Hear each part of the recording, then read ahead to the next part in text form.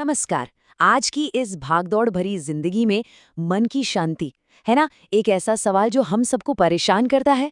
तो चलिए इसका जवाब ढूंढते हैं एक बहुत ही गहरे और सदियों पुराने ज्ञान में। तो सबसे पहला और सबसे बड़ा सवाल, हमारा मन आखिर हमेशा इतना बेचैन क्यों रहता है? ये एक ऐसी चीज है जिससे हम सब कभी न कभी जरूर गुजरे हैं, है ना? कि मन बस एक जगह टिकता ही नहीं, भागता रहता है। तो देखिए, आज हम क्या क्या समझने वाले हैं। पहले तो जानेंगे कि ये मन और हमारी इंद्रियों का खेल है क्या। फिर सुख दुख का जो असली सच है उस पर बात करेंगे। और हाँ, मन को काबू में करने का तरीका भी देखेंगे। इसके बाद हम ये सीखेंगे कि कैसे अपने घर को ही मंदिर बना सकते हैं और फिर कैसे पूरी दुनिया को ही मंदिर की तरह देख सकते हैं। तो पहला पड़ाव, मन और इंद्रियों का खेल। देखिए, हमारी सारी बेचैनी की जड़ यही है। हमारी जो इंद्रियां हैं, आंखें, कान, ये हमेशा बाहर की चीजों की तरफ भागती हैं। बस भागती रहती हैं और हमें भटकाती रहती हैं। और ये इंद्रियां भटकती क्यों हैं? इसका एक बहुत ही सीधा और गहरा कारण बताया गया है। वो है निरंतर नाम जप की कमी।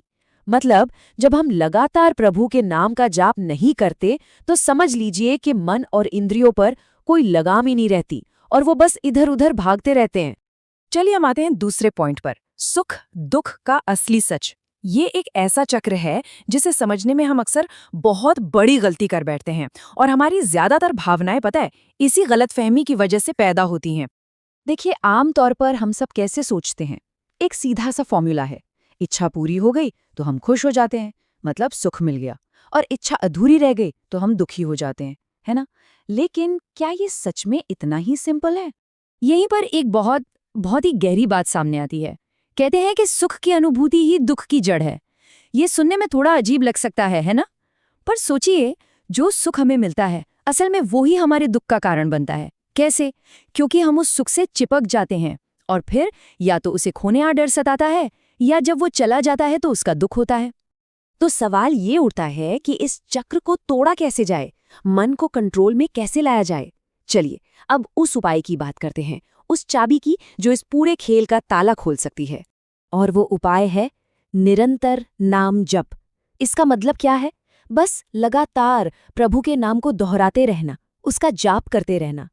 और यहाँ एक बहुत जरूरी बात है जिसे ध्यान में रखना है कि मन लग रहा है या नहीं इसकी चिंता नहीं करनी है, फल क्या मिलेगा इसकी भी चिंता नहीं करनी है, बस करते रहना है। यही वो प्रैक्टिस है जो धीरे धीरे हमारी अंदर की ताकत को बढ़ाती है। ठीक है, तो ये सब तो हो गई थ्योरी। अब इसे अपनी रोज की जिंदगी में कैसे उतारें, है ना? तो चलिए अब प्रैक्टिकल बात करते हैं और इसकी शुरुआत कहीं बाहर से नहीं बल्कि अपने घर से ही करनी है। यहाँ पर बस एक छोटा सा लेकिन बहुत पावरफुल मेंटल शिफ्ट लाना है। अब तक हम सोचते थे ये मेरा घर है, अब हमें सोचना है ये मेरा नहीं, ये तो प्रभु का मंदिर है।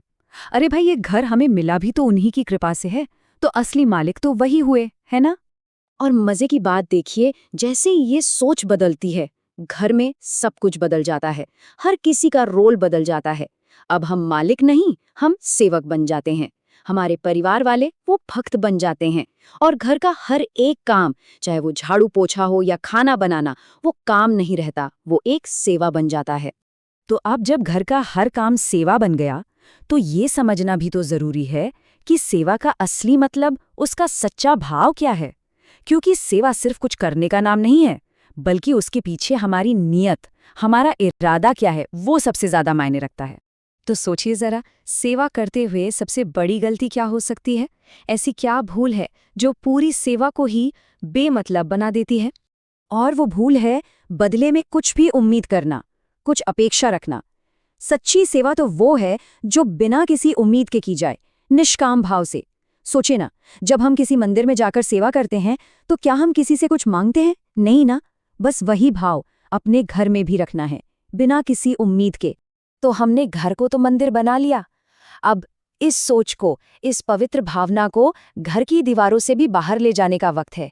ये हमारी इस पूरी चर्चा का, समझिए, सबसे बड़ा और आखिरी कदम है। और वो आखिरी कदम ये समझना है कि सिर्फ हमारा घर ही नहीं, ये पूरी की पूरी दुनिया ही प्रभु का मंदिर है। वो किसी एक मूर्ति में या किसी एक खास इमारत में नहीं है, वो तो कण कण में है। और जब ये बात समझ आ जाती है ना, तो फिर उन्हें कहीं और ढूंढने की ज़रूरत ही खत्म हो जाती है। तो इस पूरी चर्चा के बाद एक आखिरी सवाल के साथ इस बात को ख़त्म करते हैं। सोचिएगा इस पर। अगर ये सच है, अगर ये पूरी दुनिया ही एक मंदिर है, तो हमारा अगला काम, चाहे वो कुछ भी हो, छोटा हो या बड़ा, वो एक पूजा कैसे बन सकता है? इस पर ज़रूर सोचिएगा।